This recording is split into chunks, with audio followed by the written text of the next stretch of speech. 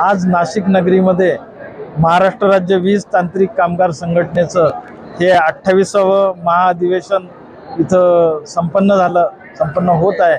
त्यासाठी महावितरणतर्फे खूप शुभेच्छा मी देत आहो आणि ह्या कार्यक्रमासाठी ह्या अधिवेशनासाठी महाराष्ट्र राज्यातून महानिर्मिती, महावितरण आणि महापारेषण ह्या तिन्ही कंपन्यांचे हजाराच्या वर सभासद इथे आलेत।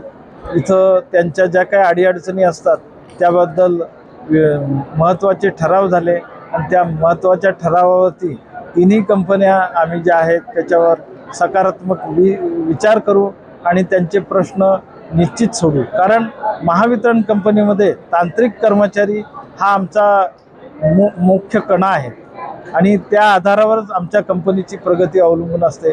ग्राहकांना चांगली सेवा देणे आणि वीज पुरवठा अखंडित ठेवणे, नवीन वीज कनेक्शन वेळेवर देणे, अचूक वीज बिल देणे, ह्या सर्व जबाबदारीची कामं ही आमची तांत्रिक मंडळी करत असतात आणि त्यांचं जे काही प्रगती पुस्तक आहे ते रोजच्या रोज बदलत असतं।